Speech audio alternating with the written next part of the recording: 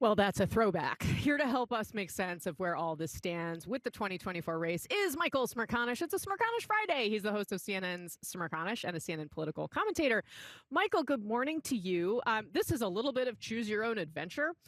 So you tell me, we've got Trump's speech last night, which started off on that really unifying note that we expected from him, that his team had been saying this sort of changed man was going to give us, that then devolved, I think you could say, into a very traditional campaign speech that was full of misrepresentations and falsifications and some of his particular grievances. And then, of course, you have, as we were watching that, we're all frantically reporting, is President Biden about to step aside from the top of the ticket? It's just a remarkable situation. The only thing I know for sure, Casey, and good morning, is that at the New York Post, they went to bed early because the cover this morning is a new dawn. And to your point, Yikes. For 25 minutes, it was last night, but then he reverted to the old dawn. Big picture, if that's what you're asking me, for 3 nights in prime time, I thought the RNC was choreographed and compelling, but they didn't keep it tight last night. He went off the rails, and you could see the wheels turning in his head, as you often do at rallies where he's on prompter, and when he senses that the audience may be getting a little bit bored, then he throws in red meat.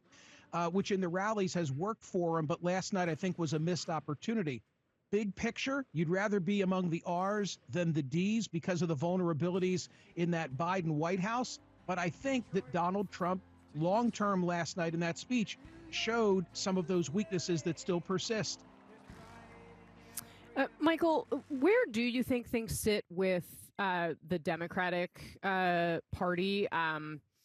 Meghan McCain, who I know, I think you know, she tweeted this in relation to something that she said it as something was unfolding with Biden. Quote, "This is the most insane, intense, dramatic election cycle of my life.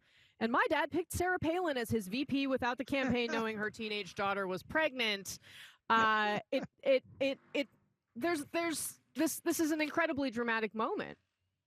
I say this with no glee in my voice, but 2 weeks ago, I did a commentary on my program on CNN. I said it's a matter of when, not if. There's just no doubt in my mind that President Biden will not be the standard bearer for his party. I just don't know at what point in the next few days that happens. The data is just overwhelming, and the voices among Democratic leadership, there's no one missing. I mean, by extension, even I think President Obama is involved in this because of George Clooney having given him the tip-off that he was going to write for the New York Times. It's just so overwhelming, and money talks in the end. I think it's dried up. It's sad. It didn't have to be this way, but it is where we are. And the question of the day is, now what? Is it going to be by acclamation that it becomes the vice president, or is there going to be some type of competition in the next 5 weeks? That's the issue. Do you think Kamala Harris can beat Donald Trump, Michael?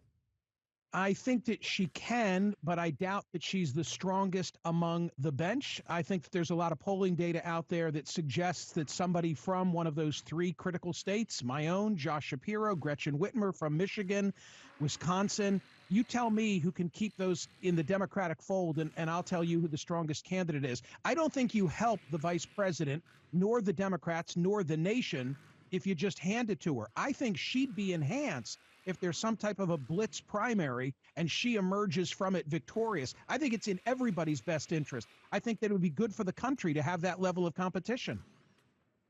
Very interesting. All right, Michael Smerconish, always grateful to have you. Thank you so much. I really appreciate it. Hope you make it home. Don't forget. Thank you. Thank you. I appreciate it. Don't forget to tune in to Smerconish tomorrow morning at 9 a.m. It's right here on CNN. He'll be there for his show. If I was doing one tomorrow, who knows if I would make it. But anyway.